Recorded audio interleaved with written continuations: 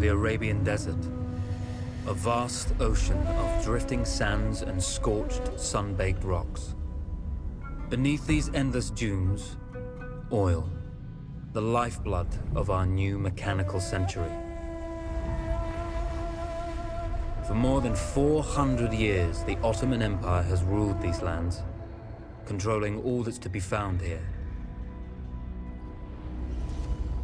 But the Ottomans do not rule unopposed. Small bands of Bedouin rebels have united to overthrow the empire. They strike without warning and then vanish into the desert. Fighting alongside them is a lone British officer, whose exploits have earned him wide renown.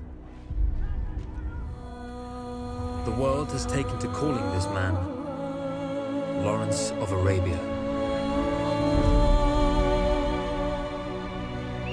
In the desert, you rely on good planning, but you also hope for a dash of luck.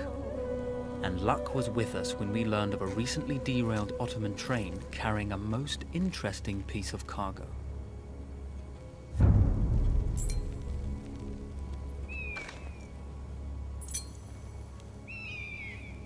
A small patrol had joined the Ottomans who survived the crash.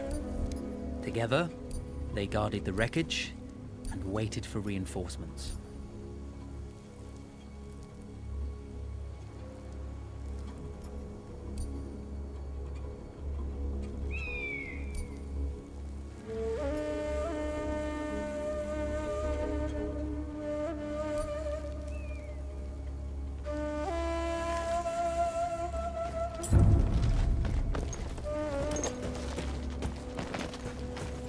A lone fighter has just one advantage over a large enemy force.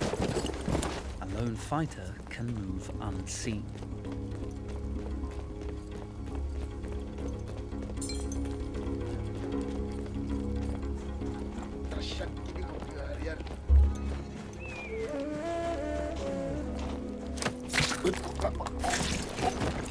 The tribesmen fought unconventionally, using weapons they knew well. Endurance, individual intelligence, and courage were their primary assets.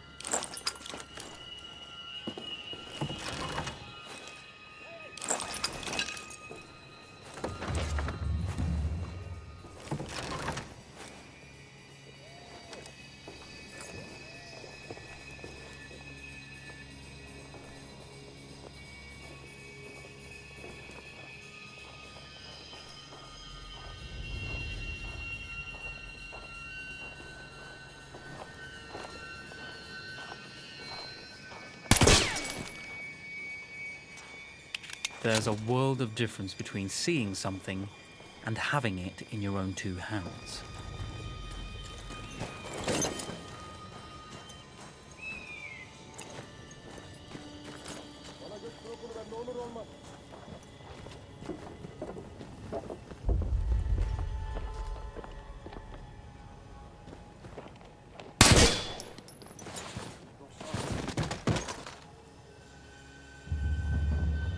Selam kardeşim.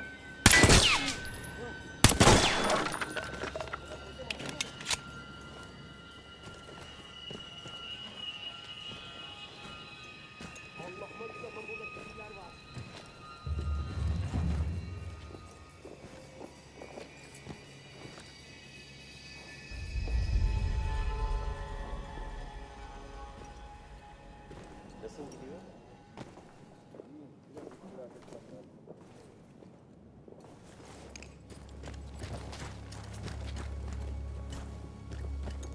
Ben o komutanın ta... O kadar acıktım ki seni bile yiyebilirim.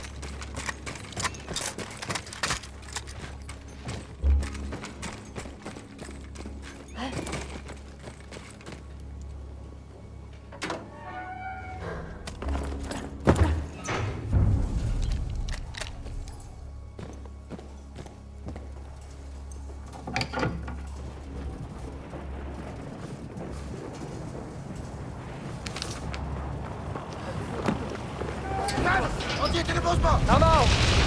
Of.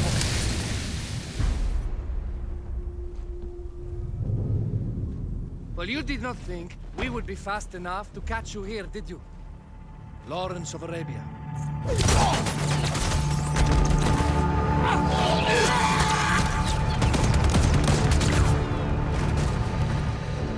Actually, I was rather depending on it.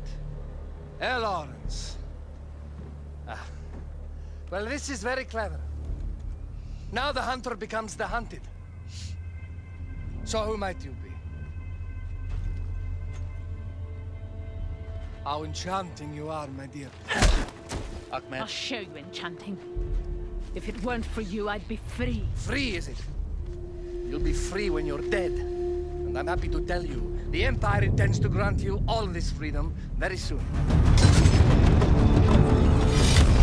Even now, an engine of destruction scours this desert, obliterating your allies, your families, your homes. Soon there will be nowhere to run. Nowhere to hide. Soon all that you know, and all that you love, will be ashes. You will all be free to die. Oh. Ah, you animal! Zara. Oh. Now, I understand that you would like nothing more than to strip the flesh from that man's feet and send him off into the desert naked to die. But think about it. You're right. I'm sorry. My friend here, she can be a little brusque. You're going to tell me how to lie to your train, so we can lure it into a trap and destroy it. Impossible. To even begin to talk to that train, you would need an entire book of communication codes. Oh, like this one, you mean? You can never stop the progress of machines. One day, the whole world will take your lands and the precious black gold beneath its sands. We shall see, my friend.